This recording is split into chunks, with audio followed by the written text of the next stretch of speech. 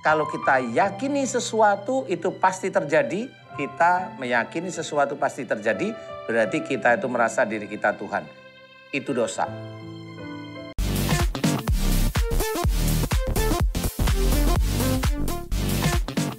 Assalamualaikum warahmatullahi wabarakatuh. Waalaikumsalam warahmatullahi wabarakatuh. Alhamdulillahirabbil alamin. Puja dan puji mari kita panjatkan atas kehadirat Allah Subhanahu wa taala. Tidak lupa kita berikan salawat dan salam kita kepada junjungan kita Nabi besar Muhammad sallallahu alaihi wasallam beserta keluarga, sahabat dan umatnya yang setia hingga akhir zaman. Hari ini seperti biasa kita kembali bersilaturahim dalam program Siraman Kolbu Sejukan Hati.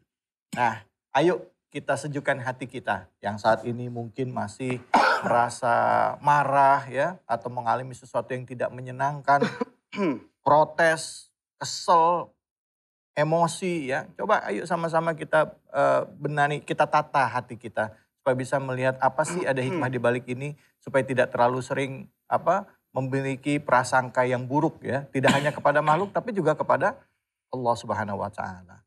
Baik, pada pagi hari ini seperti biasa, kita sudah hadir guru kita Ustadz Danu. Assalamualaikum warahmatullahi wabarakatuh, Ustadz. Waalaikumsalam warahmatullahi wabarakatuh. Ustadz, ini hari ini kita ditemani dengan tamu spesial ini, Ustadz ya. Ustadz Jack Zaki apa Muhammad atau Jack Mehmet sebenarnya ini? Nama Zaki Muhammad. Jack Mehmet panggilan pasar. Oh. Assalamualaikum warahmatullahi wabarakatuh. Waalaikumsalam warahmatullahi wabarakatuh. Baik, kita semua yakin bahwa di dalam hidup ini kita punya tujuan. Seperti yang ditulis dalam Al-Quran bahwa diciptakan manusia dan jin adalah untuk beribadah kepada Allah. Kita pasti semua akan kembali, kita semua akan menghadapi kematian dan harapan kita adalah masuk ke dalam surganya Allah. Nah, bicara mengenai surga, ini jadi harapan bagi kita semua untuk bisa berkumpul dengan orang-orang yang tersayang, yang kita sayangi. Ya, jadi tema kita ini adalah mungkinkah kita berkumpul kembali di surganya Allah?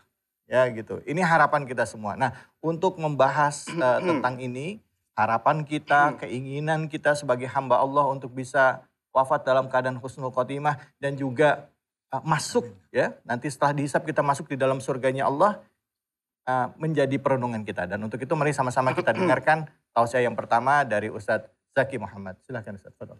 Ya Rabbi bil Mustafa balik maqasidana waghfir lana ma madaya wasi'al karomi. Ngaji-ngaji kita mengaji bekal hidup dunia akhirat. Barang siapa yang gak mau ngaji nanti mati lompat-lompat. Ya tuh.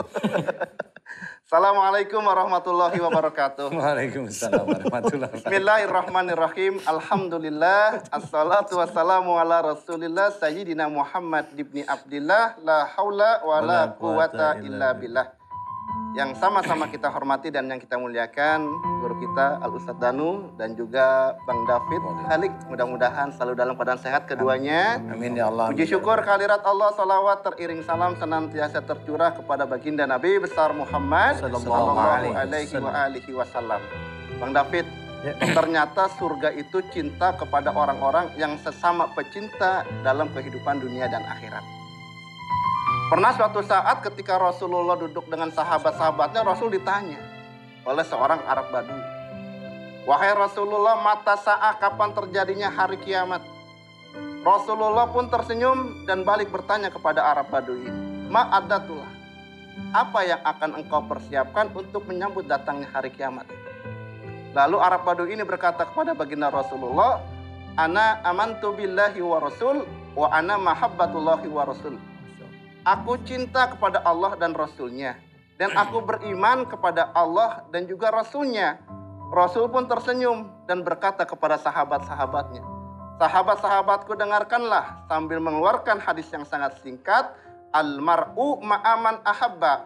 Artinya apa? Seseorang itu nanti akan dibangkitkan di surga bersama orang-orang yang ia cintai dalam kehidupan dunianya. Lalu pertanyaan kita dalam kehidupan sehari-hari, siapa orang yang kita cintai dalam kehidupan? Yang pertama, yang paling dekat dari keluarga dulu. Jadikan keluarga kita adalah keluarga benteng untuk kita lebih bertauhid kepada Allah.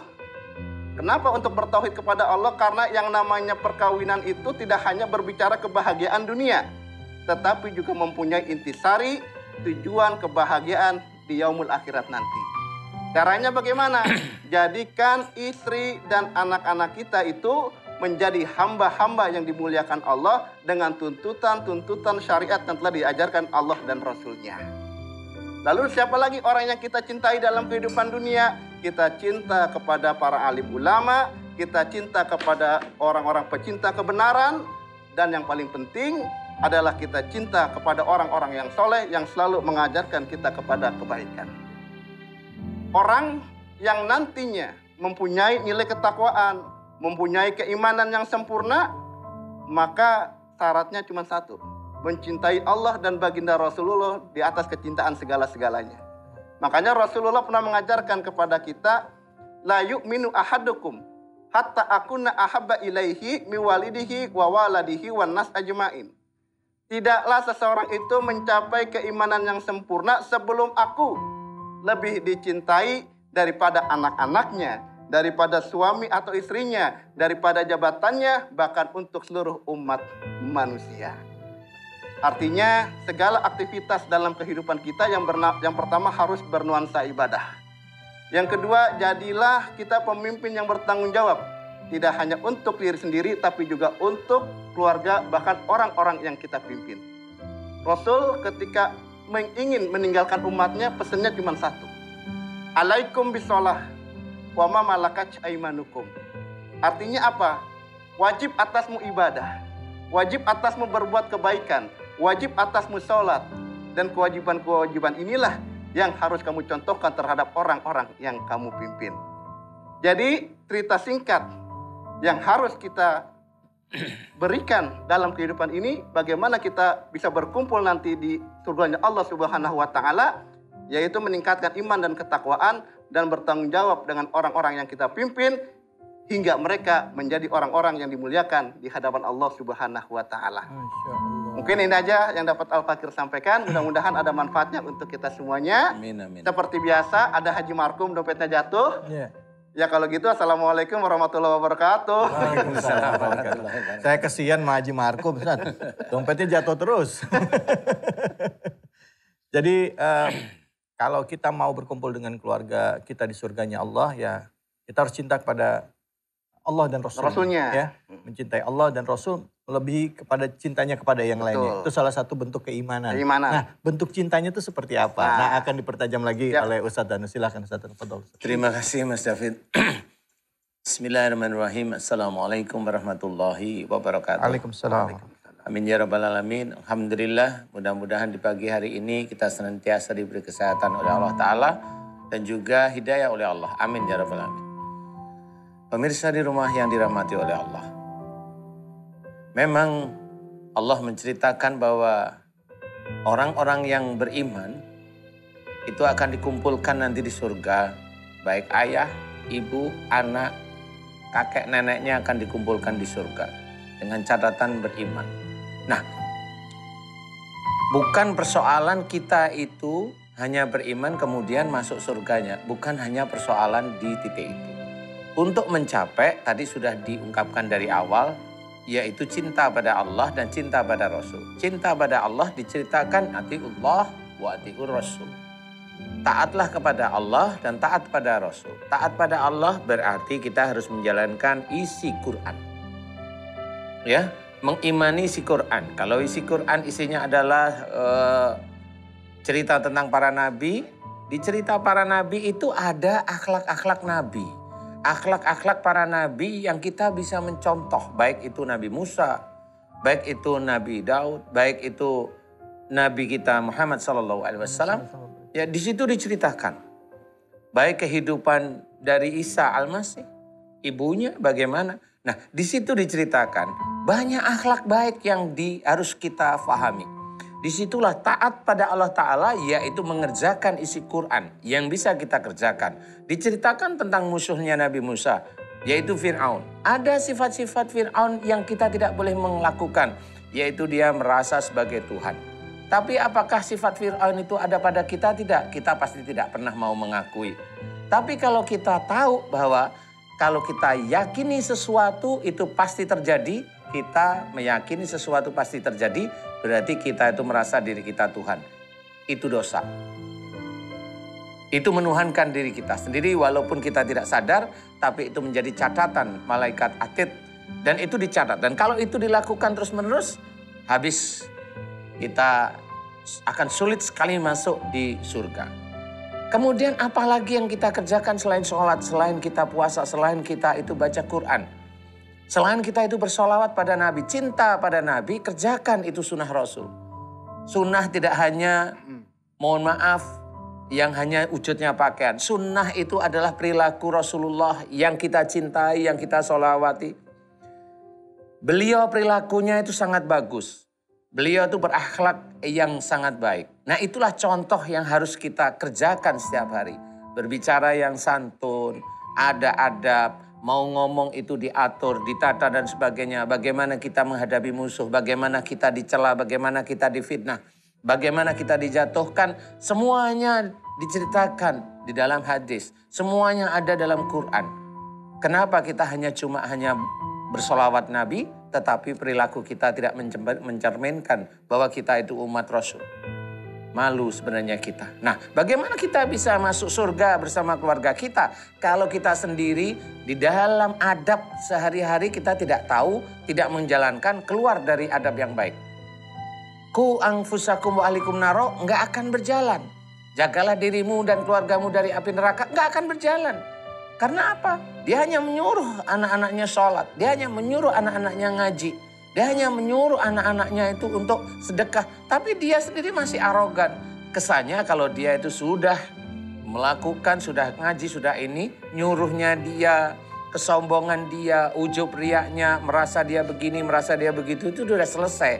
Dianggap itu masuk surga. Belum tentu.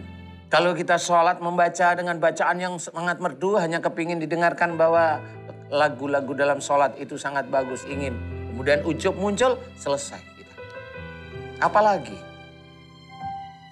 kalau kita menginginkan masuk surga beserta keluarga kita, jaga semua perilaku kita dari mulai bahasa kita, tata cara kita, adab, cara berpikir. Jangan suuzon terhadap orang lain yang apalagi seiman. Jangan jaga aib saudara-saudara kita. Jangan diumbar. Yang belum tentu aib diumbar. Diceritakan di YouTube, di ini. Ini dosa jariah ini. Itu mau gimana mau masuk surga? Jadi hati-hati kita bicara karena itu akan menjadi catatan amal. Kalau kita salah jadi amal buruk. Begitulah malaikat atid mencatat ataupun raqib yang mencatat. Ayo kita perbanyak semuanya amal soleh. Niatnya satu, lillahi ta'ala. Kalau kita melakukan sesuatu hanya duniawi. Itu pun kalau dikasih oleh Allah Ta'ala dunia. Kalau orang meminta dunianya, nanti di akhirat orang tersebut akan masuk neraka. Kalau tidak paham, baca Quran banyak sekali ayat-ayat seperti itu. Al-Isra ayat 18, silahkan fahami. Seseorang muslim kalau dia menginginkan duniawinya saja, dan belum tentu itu dunianya dikabulkan oleh Allah Ta'ala. Tetapi besok di akhirat dia dimasukkan dalam neraka. Kalau kita mau fahami Quran satu ayat itu. Dan fahami untuk kehidupan sehari-hari kita. Makanya di siraman kolbu niatnya satu. Lillahi ta'ala. Mudah-mudahan ini bisa bermanfaat. Sehingga doa kita, keluarga kita ingin masuk surga. Mudah-mudahan dikabulkan Allah Ta'ala. Amin. Allahu a'lam. Alhamdulillah. Terima kasih banyak Ustadz. Kalau orang cinta itu pasti selalu mengingat-ingat setiap hari. Orang cinta selalu berusaha dekat dengan yang dicintai. Orang cinta bahkan tanpa sadar mengikuti apa yang dilakukan oleh yang dicintai. Sebagai wujud kecintaannya. Nah kalau kita mengaku beriman, mengaku cinta kepada Allah dan Rasulnya, ya kita ikuti perintahnya tanpa ada merasa beban karena rasa cinta. Karena ingin dekat dengan yang ingin kita cintai tersebut. Yaitu Allah Subhanahu wa ta'ala dan Rasulullah sallallahu alaihi wasallam.